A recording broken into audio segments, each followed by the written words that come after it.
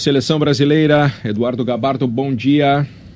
Bom dia, escola, um abraço a todos. Olha, a seleção brasileira classificada para as oitavas de final da Copa do Mundo já retornou para a sorte depois da vitória de ontem aqui em Moscou pelo placar de 2-0 contra a Sérvia. Bom, escola, agora o caminho é o seguinte: segunda-feira, aí pelo horário do Brasil, 11 horas da manhã, Brasil e México, oitavas de final da Copa do Mundo. O Brasil vai para outra cidade, Samara, fica mais ao leste da Rússia. E aí põe uma hora a mais na conta. 7 horas de diferença de fuso horário, também uma cidade muito quente. Na segunda-feira, que é o dia do jogo, previsão de até 35 graus de temperatura. Bom, até lá algumas questões importantes da seleção brasileira. A principal, a recuperação de Marcelo, que ontem teve uma lesão na região lombar, um espasmo. Foi este o termo utilizado pelo médico Rodrigo Lasmar, mas não é uma lesão grave. Com a medicação, o jogador já respondeu bem. Existe a possibilidade de estar recuperado até a segunda-feira. Se isto não ocorrer, Felipe Luiz continua como titular da lateral esquerda. Assim como o Fagner, que entrou bem no lugar do Danilo, continua como titular da lateral direita. A seleção treina até sábado, em Sochi, quando pega o voo fretado para Samara, que é o local do jogo da próxima segunda-feira. Entre os integrantes da comissão técnica, a avaliação é que a seleção está conseguindo algo muito importante em meio à Copa do Mundo, que é crescer de produção ao longo da competição. Do primeiro para o segundo jogo, do segundo para o terceiro jogo, uma evolução na qualidade das atuações, o que é considerado por aqui muito importante. Escola. Douglas Costa está recuperado, Gabardo? Ele segue fazendo tratamento médico, teve uma lesão muscular. Não é muito provável que fique à disposição para o jogo das oitavas de final. A tendência é que fique de fora, mas tem possibilidade de recuperação.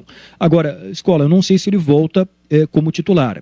Porque numa fase de oitavas de final, colocar direto um jogador voltando de uma lesão muscular, depois dele ter tido uma preparação muito complicada, ele só conseguiu estar totalmente recuperado um pouquinho antes de começar a Copa do Mundo. Aí quando teve a oportunidade, sentiu de novo.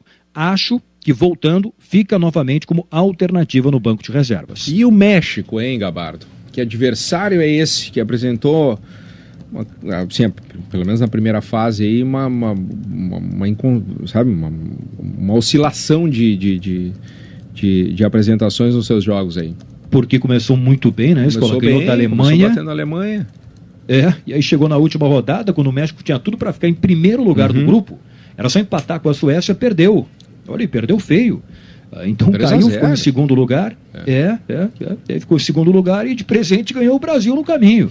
Bom, entre os mexicanos há uma confiança, porque no retrospecto recente, é claro que na história o Brasil tem muito mais vitórias do que o México. Mas o México conquistou com esta geração alguns resultados importantes, como a medalha de ouro contra o Brasil na final da Olimpíada de Londres em 2012.